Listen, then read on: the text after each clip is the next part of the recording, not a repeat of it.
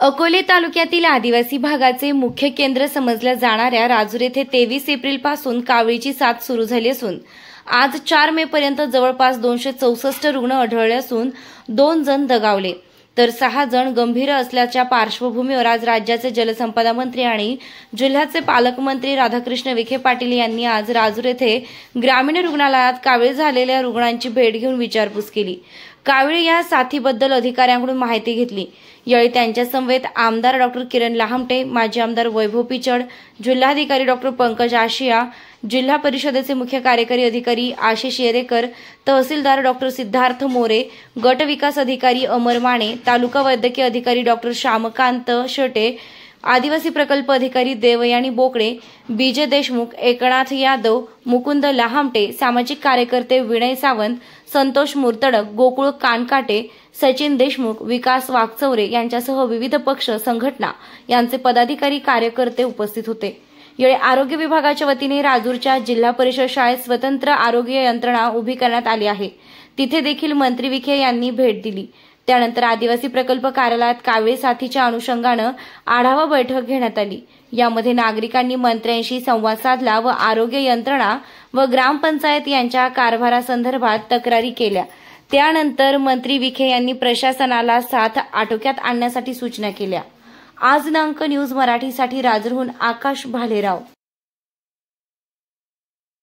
खेडेगावच्या ग्रामपंचायतींचा थोडासा विचार करायला पाहिजे आणि आरोग्य विभागाच्या दृष्टिकोनातून मला हे कळतं सर, पाण्याचा नमुना जर चुकीचा आहे तर तुमचा जो काही आरोग्य सेवक आहे साहेब, बघावे लोक पंचायत समितीचे आरोग्य सेवक किती आरोग्य सेवक या आदिवासी भागामध्ये गावागावात जातात, हे नागरिकांचं आहे ना याचं एक स्टिंग ऑपरेशन व्हायला पाहिजे। आरोग्य सेवक फक्त पगार घेत आहेत साहेब। दुसरी गोष्ट, किती ग्रामसेवक निवासी राहत आहेत आदिवासी भागामध्ये, ग्रामसेवक अकोल्याला राहतात साहेब आणि मी तुम्हाला प्रयानिशी सिद्ध करेन, अनेक ग्रामसेवकांचं खरं 5 ते 5:30 6 वाजता या पुतळ फाट्यावर बसलेलं असतं। ते कशाला बसतात ते त्यांना माहिती। याही पलीकडची गोष्ट, जलदूतांची प्रत्येक ग्रामपंचायतच्या साहेब जलदूताची भूमिका असते। त्या जलदूतानं प्रत्येकानं जाऊन पाण्याचं रिपोर्टिंग करायचं असतं टेस्टिंगसाठी। एकही जलदूत साहेब काम करत नाहीये। परिस्थिती गंभीर आहे आणि प्रकल्प कार्यालयाच्या बाबतीत काय आमचे भरत गाणेचे ते आमचे गाणे साहेबांचे ठिय्या आंदोलन चालू होतं। प्रकल्प कार्यालयाच्या बाबतीतही किती लोकांच्या समस्या सोडवल्या जात आहेत। आरोग्याच्या दृष्टिकोनातून अतिशय चुकीचं हे चाललेलं आहे। तुम्हाला सांगतो, त्या दिवशी खासदार साहेबांनी आणि लोखंडे साहेबांना आम्ही पाण्याच्या टाकीवर गेलो साहेब, म्हणजे प्रश्न राजूरचा आहे पण एक राजूरमध्ये येत असल्या कारणानं साहेब त्या ठिकाणी जो जलदूत आहे ना त्यालाच बिचारायला कावीळ झाली, जो जलदूत आहे ना त्यालाच कावीळ झाली, तोच बिचारा भेंडायला गेलेला होता। दुसरा जलदूत तिथं त्या ठिकाणी हजर होता। पण परिस्थिती अशी आहे की आरोग्य विभाग आणि ग्राम विकास विभाग साहेब, विशेषतः आरोग्य आणि ग्राम विकास विभाग, अहो लोकप्रतिनिधी काय बिचारे आज निवडून आलेले उद्या असतील उद्या नसतील, आणि लोकप्रतिनिधी आणि त्यांच्यावर बिचाऱ्यांना खापर फोडण्यात अर्थ नाही यायचा आहे। ठीक आहे, ते किती अंकुश ठेवतील, पोरांना कसं वागायचं हे बाप त्याला सूचना देऊ शकतो, पण पोरगा बाहेर जाऊन टार्गेटवानी गाडीत उडवत असेल तर त्यात मजा नाहीये। पूर्णपणे नोकरशाह ब्युरोक्रेसी सिस्टीम, लोक प्रशासनामधली ही ब्युरोक्रेसी सिस्टीम ही पूर्णपणे एक म्हणजे धारेवर धरण्याजोगती आहे। म्हणजे या नोकरशाहाने अक्षरशः सामान्य नागरिक भीती जरलेला आहे, या मताचा मी आहे घेणार आहे। ही सगळ्यात मोठी गोष्ट आहे, कारण राजूर ग्रामपंचायत आणि या कावीळच्या साथीने जे थैमान मांडलं, 2 मृत्युमुखी झाले। साहेबांनी सांगितल्याप्रमाणे याचं प्रमुख कारण आहे की कावीळचा जो आजार आहे तो पसरतो पाण्यातून। राजूर ग्रामपंचायतच्या आमच्या पदाधिकाऱ्यांनी आणि ग्रामविकास अधिकाऱ्यांनी गेल्या 3 वर्षापासून हे नवीन लोक सत्तेत आहे, त्याच्या अगोदर पण अनेक होते। 10 वर्षापासून आमच्या राजूर ग्रामपंचायतची पाण्याची टाकीच स्वच्छ केलेली नाही। हा माझा तुम्ही सगळ्यांना विचारा, केली का केली असं त्यांच्याकडे काही पुरावे असं तर ते सांगा। दुसरी गोष्ट, जे पाणी नदीतून येतं ते पाणी फिल्ट्रेशन करून त्याच्यात PCL टाकून मगच ते गावाला दिलं पाहिजे, ही आरोग्य विभागाची आणि ग्रामपंचायतीची संयुक्त जबाबदारी। दुर्दैवानं यांनी काय केलं, बायपास केलं साहेब, अत्यंत गंभीर मुद्दा आहे। त्यांनी येणारं पाणी डायरेक्ट बायपास केलं, गावाला दिलं। आता निळवंडे धरणाचं पाणी निळवंडे धरण झाल्यामुळे बॅकवॉटर येतं आणि पाणी साठून राहतं, सगळं मलमूत्र सगळीकडे येतं, परंतु ग्रामपंचायतच्या केवळ गैरकारभारामुळं, गलतान कारभारामुळं काल उपसरपंचांनी राजीनामा दिलेला आहे. सरपंचांनी पण दिला पाहिजे, कारण यांनी जर TCR टाकला असतं, यांनी जर हे केलं असतं.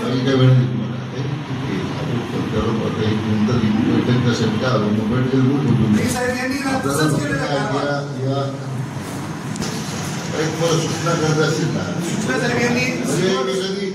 हे करावं ते करावं आपण त्याचं काही, पण त्याच्या पलीकडे सगळं काय कारवाई करायची आपण नंतर एकदा.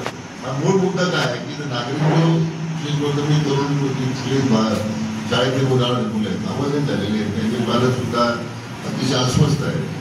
तर या संबंधीमध्ये काही तुमच्याकडे सूचना असतील तर सांगा ना. पण ते ग्रामपंचायतीचं काम करायला 15-16 कर्मचारी, आरोग्य विभागाकडे कर्मचारी, ग्रामपंचायतीने विनंती काय तर ते नंतर भाग पुन्हा निष्काळी परत झाला.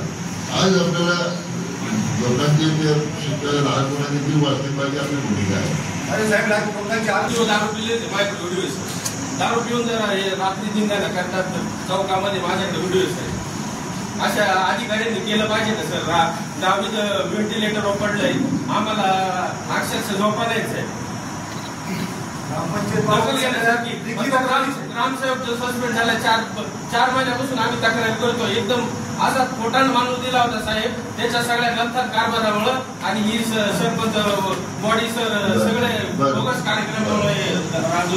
फक्त 2 मिनिटं घेतो साहेब. राजूर शहरासाठी दिगंबर येथील जलस्रोत आणि खंडोबा टेकडीवर सौर ऊर्जेवर आधारित नवीन पाणी पुरवठा यंत्रणा द्यावी अशी आमची ग्रामस्थांची खूप दिवसांची मागणी आहे. राजूर हे आदिवासी भागाचं मुख्यालय असून गावची लोकसंख्या जवळपास 20,000 आहे. 1995 मध्ये स्वर्गीय गोपीनाथजी मुंडे साहेब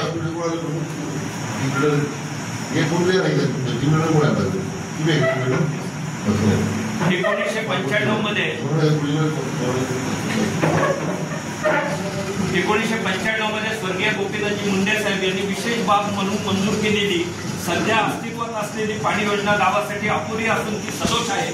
हे वारंवार सिद्ध झाले आहे. पाणी पुरवठा योजनेचे थकीत वीज बिल साहेब आज 7 कोटी रुपये आहे.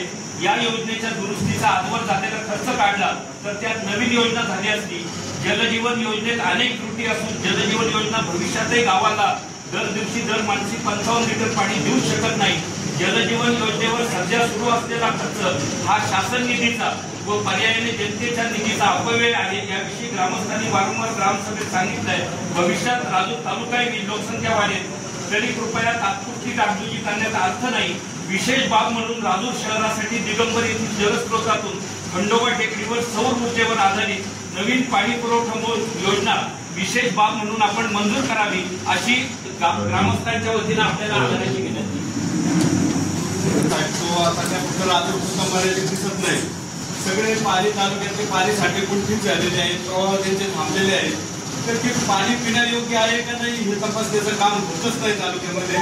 प्रत्येक गावचा पाण्याचा साठा हा पिण्यायोग्य आहे का नाही हा तपासून आणि मगच तो पिण्यासाठी वापरावा.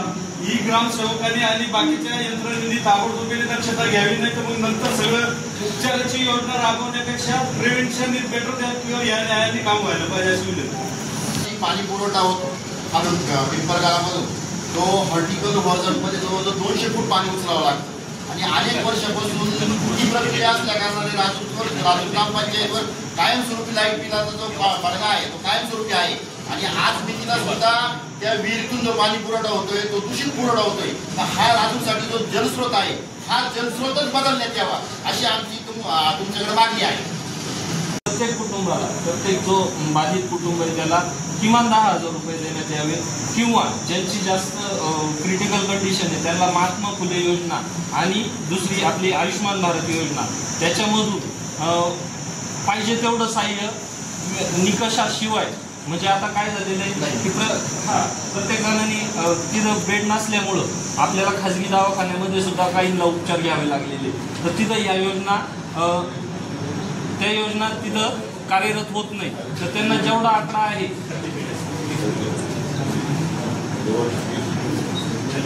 कुटुंबाला हे अर्थसहाय्य मिळावं अशी राजूर ग्रामस्थांच्या वतीनं आणि आमच्या भारतीय कम्युनिस्ट पक्षाच्या वतीनं अशी मागणी करतो. सगळ्यात महत्त्वाचा मुद्दा आहे ना, राजूरला ब्लड प्रत्यक्ष ही स्थिती जाणवती सर. महाराष्ट्र जीवन प्राधिकरणाने जो मुख्य स्रोत त्या ठिकाणी बांधला गेला असेल त्या ठिकाणी तो अतिशय म्हणजे कुठल्याही योग्य नाही असा मुख्य स्रोत आहे सर. आज माननीय कलेक्टर साहेब आणि CO साहेब आले, त्यांनी प्रत्यक्ष पाहणी करून जावं. त्या मुख्य स्रोतातच दोष आहे आणि साहेब तिथून जर पाणीवर उचललं, आम्ही दरवर्षी पाणी पुरवठा स्वच्छ देण्याचा प्रयत्न करतो, परंतु ज्यावेळेस खालून पाणी खराब येतं त्यावेळेस ती आमच्याकडून ती चुकी झाली असेल फिल्टरवर, त्यावेळेस गेलं नाही ते पाणी. परंतु मुख्य स्रोतातच आज दोष आहे सर आणि ती जवळपास 15 कोटी आजही त्याच्यावर दुरुस्तीसाठी खर्च आहे सर. आणि 45 किलोमीटरची लाईन गावात टाकायला त्यांनी तरतूद केली, परंतु त्या 45 किलोमीटरला नळ जोडणीसाठी त्यांनी तरतूद धरलेली नाही. आणि नुसत्या मग त्या पाईपलाईन आथरून आम्ही करायचं काय? आणि स्वच्छ पाणी पुरवठा तुम्ही म्हणजे महाराष्ट्र जीवन प्राधिकरणाचं म्हणणं आहे स्वच्छ पाणी गावाला दिलं पाहिजे, तर ते कसं द्यायचं? म्हणून पेशंट साहेब पुण्यात सह्याद्री हॉस्पिटलला ऍडमिट आहे. जवळजवळ त्यांचं लिव्हर ट्रान्सप्लांट जोपर्यंत ते क्रिटिकल झाले 20 लाखाच्या वर हे कुटुंब खूप अडचणीत आहे. आपल्याला मुख्यमंत्र्यांच्या बाबतीत आपल्याला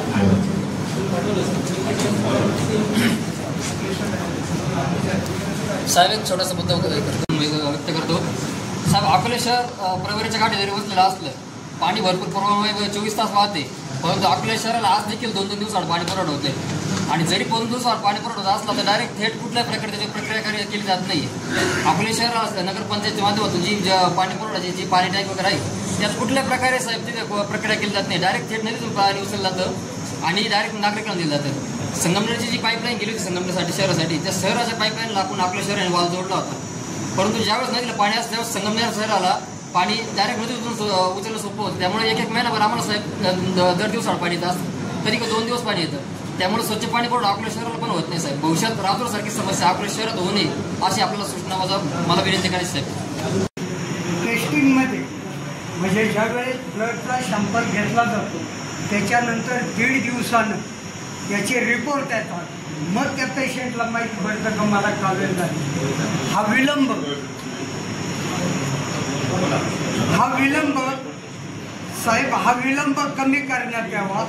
आणि दुसरी मागणी अशी आहे की आज समजा राजूर जी जाते परंतु बाकीच्या ग्रामपंचायती ह्या सुप्यात आज पाचगाई असेल, इकडं फार पैठण असेल किंवा अन्य ठिकाणी धरणगंज इथं 50 TMC पाणी अडवलं गेलंय.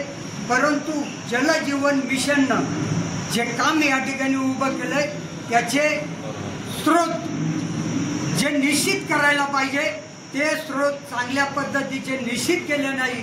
त्यामुळं पाचनाई या ठिकाणची योजना पूर्णपणे बारगळली, अकोल्याची सुद्धा योजना बारगळली.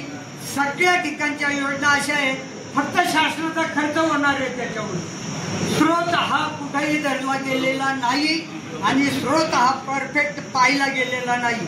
तर स्रोत पाहून त्या योजना व्हाव्यात अशी आशयाची विनंती आहे. आणि प्रत्येक आरोग्य रक्षक असेल, आरोग्याचे कर्मचारी असतील यांना सतर्कतेचा आदेश देऊ. ज्या सर्व प्रकारच्या टेस्ट या गाव पातळीवरती झाल्या पाहिजे. PCR हे प्रत्येक ग्रामपंचायतीला वेळच्या वेळी मिळालं पाहिजे, एवढीच आमची या ठिकाणी मागणी. पाणी येते, ग्रामसेवक सरपंचाला तक्रारी करून येते, अजिबात दखल घेत नाही आणि PCR दिलेलंच नाही आहे त्यांनी अजिबात. आता पण मोटरी झालेले आहेत त्याची पण दखल घेतलेली नाही त्यांनी. विहिरीचं पाणी एकदम खराब झालेलं आहे. जे आपले पाणी पुरवठ्याचे काम पाहणारे असतील किंवा ग्रामसेवक असतील आणि व्हिडिओ साहेब सुद्धा मॉनिटर करतील की आपण वॉटर सप्लायचे सोर्स आहे तो आपण कंटिन्यूस आपण सॅम्पल घेतोय. आणि तोपर्यंत मी काल पण बोललो की केस काही ॲडिशनल रिक्वायरमेंट वगैरे असेल तर ती त्या ठिकाणी आपला रिक्वायरमेंट असेल तर पाठवा, आम्ही त्या 100% क्लिअर करू. महत्वाचे पार्ट आहे की ट्रीटमेंट घ्यायला सुद्धा मी म्हणजे 2 दिवसापासून ते कंटिन्युअस मॉनिटरिंग करतो या विषयाबद्दल की ट्रीटमेंट घ्यायला सुद्धा काही ठिकाणी आपले पेशंट वगैरे तयार होतील. तर समस्त गावते त्यांना पण रिक्वेस्ट आहे की आपले शासकीय यंत्रणाचे पण सर्व लोक असतील, ग्रामसेवक असतील, तलाठी किंवा आरोग्य यंत्रणाचे लोक, त्यांनी सुद्धा त्या ठिकाणी जाऊन काउन्सिलिंग करणे गरजेचे आहे की पेशंट जे सिम्पटमॅटिक आहे ते ॲटलिस्ट सर्व ते प्रॉपर मेडिकल ॲडवाईस ते सर्व काही ट्रीटमेंट केलं पाहिजे. आणि काही ठिकाणी असं पण आहे की जे मेडिकल ट्रीटमेंट आहे त्याला फर्स्ट प्रेफरन्स द्या. याच्या व्यतिरिक्त दुसरे पण काही ठिकाणी व्हिजिट करणे, निवासामध्ये कोणी एक भेटायला ते व्हिजिटला जातात, ते सर्व अवॉइड करा. जर द्यायचं असेल तरी तुम्ही मेडिकल ट्रीटमेंट अजिबात कोणी अवॉइड करू नका. तो महत्वाचा पॉईंट राहील. आणि आपली आरोग्य यंत्रणामध्ये सिव्हिल सर्जनचा एक रिपोर्टिंगचा इश्यू आहे, कंटिन्युअस येत आहे. काल पण मी रिक्वेस्ट केली होती PMDला, तर आपण तिकडे सॅम्पल त्याचे रिसिव्हिंग अनालायझर मशीन आहे, तर विदिन 2 hours आपल्या सकाळी जेवढे पण सॅम्पल कलेक्शन होतात तिथून रनर पाठवायचं, सॉफ्ट कॉपी आपण लगेच मागू. ती रिपोर्टिंगचा इश्यू अजिबात आणली पाहिजे. मेडिकलच्या ट्रीटमेंट प्रोटोकॉलमध्ये सुद्धा खाजगी डॉक्टर्स आहे आणि त्यांना सुद्धा ऑनबोर्ड आपण काल एक वर्कशॉप घेतली होती. तरी आपण कंटिन्युअस त्यांच्यासोबत फिजिकल सुद्धा आजपासून त्यांच्यासोबत एक अर्धा तासाचं सेशन ठेवा की लिव्हरवर बर्डन असतो या डिसीजमध्ये, आणि तेव्हा जर आपण काही हेवी अँटीबायोटिक्स प्रिस्क्राईब केली, काही दुसरं काही केलं, आणि बाहेरमध्ये आहे की बॉडी ऑटोमॅटिकली हेल करते मोस्टली, फक्त आपण सिम्पटम्स मॅनेज करतो. ट्रीटमेंट आपलं अजिबात ओव्हर ट्रीटमेंट किंवा अँटीबायोटिक प्रिस्क्राईब करणे हे अजिबात नाही झालं पाहिजे. ती काळजी आपण सर्व लोकांनी यासाठी घेणं महत्वाचं आहे. आणि डाएट बाबत सुद्धा असं आहे, लोकांना असं वाटतं की आता म्हणजे आधार झालं होतं हेवी किंवा सॉलिड डाएट घ्यायची. आता लिव्हरवर बर्डन असल्यामुळे आपण कार्बोहायड्रेट ओनली डाएटवर जातो. यासाठी प्रोटीन आहे, फॅट आहे, ते आपल्याला सर्व लोकांनी अवॉइड केली पाहिजे. तर त्यासाठी सुद्धा जेव्हा आपण ट्रीटमेंटसाठी किंवा काउन्सिलिंगसाठी सभेसाठी घरी व्हिजिट करतो तेव्हा इन्शुअर करायचं आहे की डाएट बाबत पण लोकांना क्लिअर सांगा. अदरवाईज जॉन्डिसमध्ये तो एक इश्यू कंटिन्युअस आपला चालू आहे की डाएटबद्दल मी काल पण विचारलं होता, तर अजूनही लोकांमध्ये ते एक कन्फ्युजन आहे की आपण लोक सांगून देतो की अशी डाएट घ्या, तशी डाएट घ्या. म्हणजे आपले लोकांची डाएट माहिती आहे की राईस घेतात की गहू घेतात, काय घेतात, त्याप्रमाणे काय काय आयटम घेतले पाहिजे ते सुद्धा आपलं यासाठी क्लिअर मेसेज सर्व लोकांकडे गेला पाहिजे. आणि जोपर्यंत याच्यामध्ये पेशंट लोकांचा तुम्हाला कुठे इश्यू आला तर त्या ठिकाणी काउन्सिलिंगचा पार्ट मी ग्रामपंचायतचे पण सदस्य आहेत किंवा गावकरी त्यांना पण रिक्वेस्ट करणार आहे, तो मेसेज खाली सर्व लोकांकडे गेला पाहिजे. आणि नंतर जी आपली सेकंड टाइम झाली मुलीची, त्याच्यामध्ये तो इश्यू आला होता की तिला कन्वर्जन्स आले, तेव्हा फिट्स आले, तेव्हा रेफरल आणि इकडे आपण नंतर प्रयत्न केले. आणि बॅकग्राऊंड पण असं होतं की औषध सुद्धा ती घेत होती एक दिवस. तर एक तो पॉईंट राहील की त्याच्याबद्दल आपण जास्त जनजागृती पण करू. त्यासाठी ग्रामपंचायतीचे वेस्ट कलेक्शनचे व्हेकल वगैरे असतील त्याच्यावर भोगावर बसून आणि अजून तुम्हाला एक कंटिन्युअसली होता यासाठी ठेवणे गरजेचं आहे. तालुक्याचे विद्यमान आमदार माननीय विराजी लांबे साहेब, माजी आमदार सन्मान्य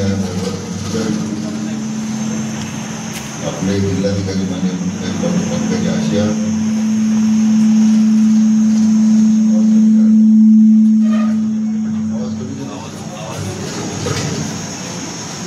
आपल्या जिल्हा परिषदेचे कार्यालय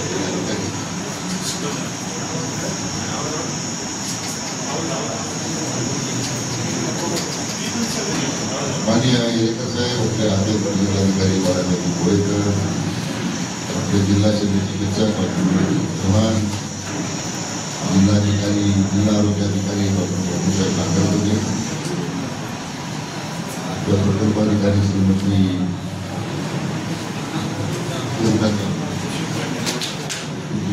बोलके, आपल्या प्रवरा मेडिकल ट्रस्ट आलेले सर्व डॉक्टर्स, उपस्थित सर्व ग्रामस्थ आणि उपस्थित मित्र, आपल्या राजूरीतील अजून काही साथीच्यामुळे काही दुर्दैवी मृत्यू झाले. मोठ्या प्रमाणात त्या साथीची लागण झाल्यामुळे अनेक रुग्ण अद्यापही दवाखान्यामध्ये आहेत, त्या घरी आहेत आणि लोकांच्या मध्ये भीतीचं वातावरण आहे.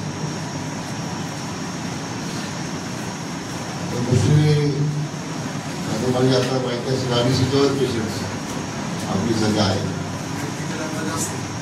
जास्त असेल, पण तुम्ही आमच्याकडे माहिती त्या प्रमाणात त्या संदर्भामध्ये मात्र सुद्धा अडीचशे काही फार कमी नाही.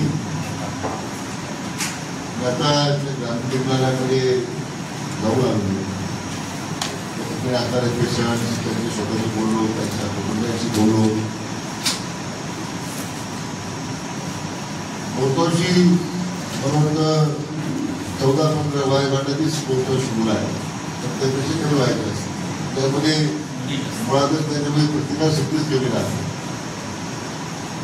त्याचा परिणाम त्या सगळ्या साथी लागण झाली त्यामध्ये या दुर्दैवी घटना घडलेल्या आहेत.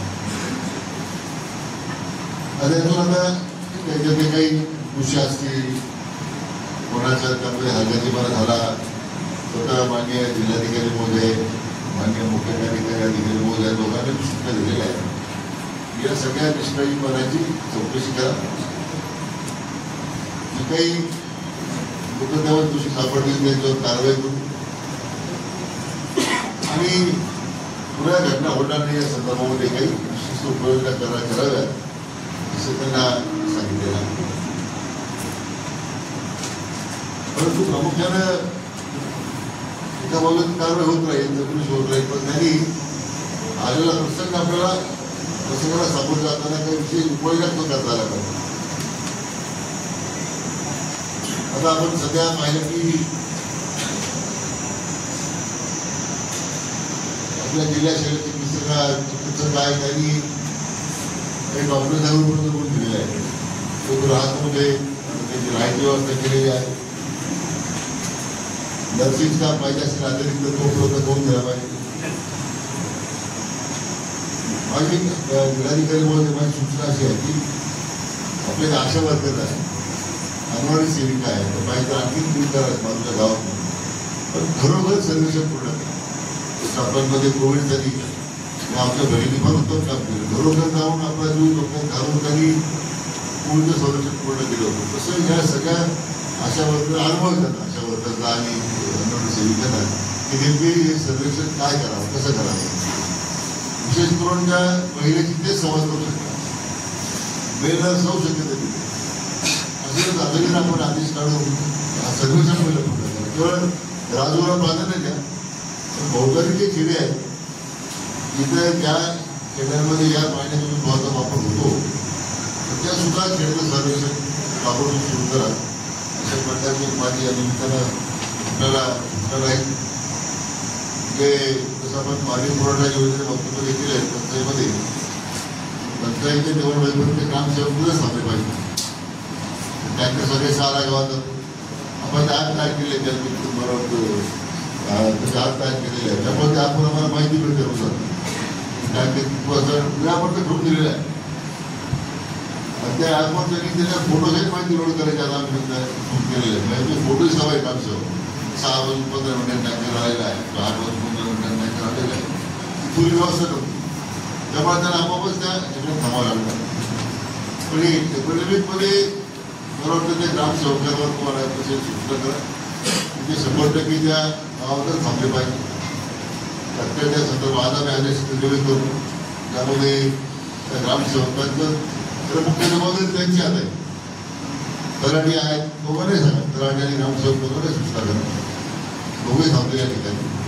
आणि या सगळ्या परिस्थितीवर जाताना आपल्याला याच्या बाबतीमध्ये विशेष करून आता जो पाण्याच्या टाक्या साफ करत नाही मला वाटतं आता याच्यातून एक धडा घेऊन प्रत्येक ग्रामपंचायतीला घेसून तुम्ही काय करू की 15 दिवसांनी टाकी साफ झाली पाहिजे इथे 5-5 वर्षांनी टाकी साफ होतो किमान महिन्यातून त्याला करणं आवश्यक आहे का 15 दिवसांनी करणं आवश्यक आहे का काय जो काही तो जो धोरणाचा भाग आहे. पण मला वाटतं या निमित्ताने आपण धडा घेतला पाहिजे की या पाण्याच्या टाक्या नियमितपणे साफ व्हायला पाहिजे आणि त्याचा रेकॉर्ड मेंटेन झाला पाहिजे त्या बिलिंग तपासला पाहिजे तहसीलदारांनी तपासला पाहिजे.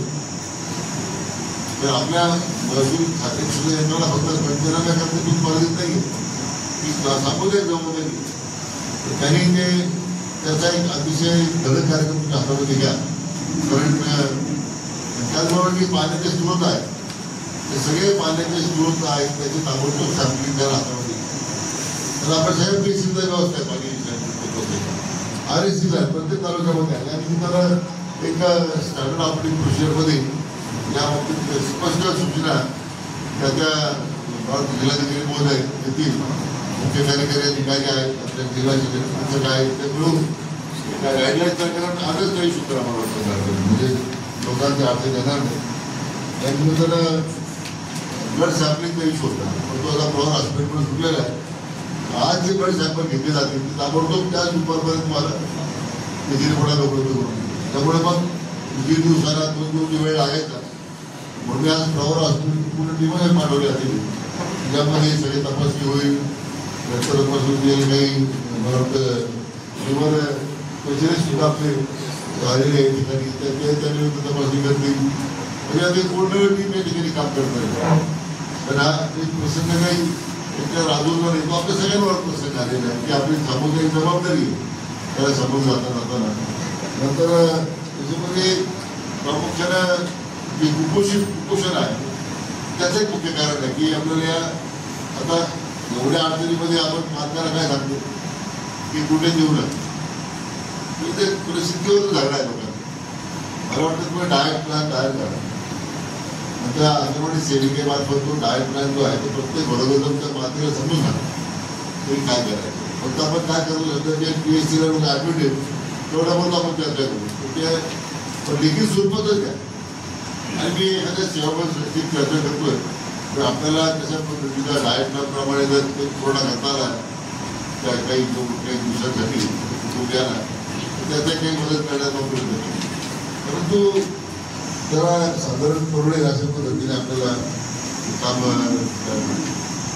तुम्ही हातात घेतलं पाहिजे. पण या गोष्टीचा पुन्हा अशा घटना घडू नये. तर म्हणजे या सगळ्या पाण्याच्या थोडी समस्या समजून सांगतात की आपण तो मुद्दा तपासतो आपण कारवाई होईल सगळं होईल. पण आता आपण सगळ्या गावकऱ्यांनी माझी असेल आपली सगळ्यांची सामुदायिक जबाबदारी आहे की आपण आता या घटनांची प्रगती होणार नाही किंवा तातडीने हेल्पलाईन नंबर सुरू करून द्या. मला वाटतं की अशा काही घटना वाटल्या तुम्हाला की कोणाच्या आपण संपर्क करायचा तुमचं जो PHC डॉक्टर असेल किंवा सिव्हिल सर्जन असेल किंवा व्हिडिओ असेल ते नंबर घेऊन टाका. तुमचं आपलं डायरेक्ट रेकॉर्ड नव्हता गावामध्ये की तातडीने नंबरही संपर्क करावा पाहिजे. ते जबाबदारी कुठे घेतली पाहिजे. आलेल्या घटनेच्या किंवा अशा घटना होत आहेत की सांगण्यासाठी काहीतरी आपल्याला लोकांच्या मध्ये एक संवाद निर्माण करण्याची गरज आहे. मला वाटतं आजच्या घटनेचं अनुसरून माझी सगळ्या गावकऱ्यांना विनंती आहे सगळ्या इतर ग्रामस्थांना विनंती आहे की काय जे मृत्यू पावलेली जी मुलं आहेत त्यांचा काय अर्थ फायदा द्यायचं आहे ते माननीय मुख्यमंत्री आपण चर्चा करून तो निर्णय घेऊ. परंतु तोच एक मुद्दा महत्वाचा आहे की आत्मसाहेब कुटुंबाला करण्याबरोबर या घटनाची पुनरावृत्ती काही होणार नाही त्यासाठी आपण सगळ्यांनी मिळून आता काम करण्याची गरज आहे की त्याच्यामध्ये व्यवहार सूचना अशी होती की पाण्याच्या उपलब्धतेमध्ये जो पशुधन आहे या भागात ते सुद्धा वाचलं पाहिजे त्याला पाणी प्यायला पाहिजे. त्याचा विचार त्या सगळ्या प्रक्रियेमध्ये आपण दोघांनी करावा. माननीय जिल्हाधिकारी आणि माननीय मुख्याधिकारी अधिकारी त्या संदर्भात राजू पुरतो नाही पण एकूणच जिल्ह्याची निवडणुकीच्या करताना आपण त्या बाबतीमध्ये आपण पुढच्या आठवड्यामध्ये पुन्हा आपल्या आवाज भेटेल काही सगळ्या विस्ताराने या सगळ्या योजनेची आपण चर्चा करू. मगाशी कोणत्या त्या व्हिडिओचा प्रश्न मांडला आहे व्हिडिओ समजून त्याची काय स्थिती म्हणजे शिवसाहेबांना म्हणजे आम्ही करू घटनासाठी नंबर येतो म्हणजे बरोबर काय तर मी माहिती द्या आम्ही काय मी सातावरून बोलतोय भेटा तुम्ही मीच द्या आणि इतका बेजबाबदारपणे वागत असेल वस्तुस्थिती असेल तर ते पण ते कारवाई करू आपण त्यात काय अडचण नाही. शेवटी एका बाजूला एवढं मोठं संकट आपल्या समोर आहे आणि दुसऱ्या बाजूला बेजबाबदार वागत असतील तर निश्चितच त्याचं समर्थन पण करणार कारवाई व्हायला पाहिजे. मी पुन्हा एकदा आजच्या या प्रक्रियेच्या निमित्तानं पूर्वी ऑटोमॅटिक केमिकल आणण्याचा आपण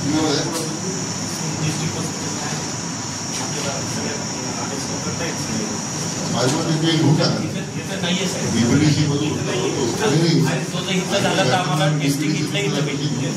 नवीन आता व्यवस्था करू आपण ते गैरबद्दल सुट्टे पहिल्याने घेत आपण त्यांनी जिल्हाधिकाऱ्यांना सांगितलं की रिक्वायरमेंट घ्या त्याची तातडीची गरज आहे. विशेष करून पाण्याच्या दुर्भिक्षेमुळे जे काही पाणी 2 दिवसाला 8 दिवसाला काही ठिकाणी किंवा 15 दिवसाला पाणी येतं आपल्या गावाला, तिथे सुद्धा घटनांनी काय होता जलजीवन मिशनचा स्वतंत्र मुद्दा आहे सध्या चर्चा करून परंतु आपल्या सगळ्या पुन्हा विनंती सगळ्यांना आम्ही जे शासन म्हणून त्या ठिकाणी काम करतोय, आमचे अधिकारी काम करताय, आरोग्याधिकारी काम करताय, आरोग्य सेवक काम करताय, त्यांना सुद्धा आपल्या सगळ्यांचं सहकार्य असू द्यावं. शेवटी ही सामुदायिक जबाबदारी तुमच्या दोघांची आहे. त्या दृष्टीने मी आता त्या नर्सिंग स्टाफवर भेटला मध्ये शाळेमध्ये, त्यांना मी सांगितलं नर्सिंग स्टाफ विशेष करून ज्या महिला आहेत त्यांचं काउन्सिलिंग करा, मुलांच्या ज्या माता आहेत त्यांचं काउन्सिलिंग करा, म्हणजे डाएट वगैरे असेल जे आवश्यक आहे ते तुमच्या प्रोटोकॉलप्रमाणे त्यांना आधी कार्यक्रम करण्याची गरज आहे.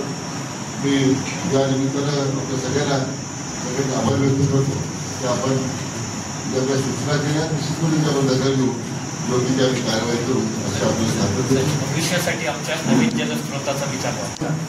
स्वतः रत्नावरच भेटत की जलजीवन मिशनच्या आधी झालं ठेवून गावाला पाणी पुरवठा करणारी एक विहीर होती, त्याच्यावर गावाला पाणी पुरवठा व्हायचा. सांगतो परिस्थिती अशी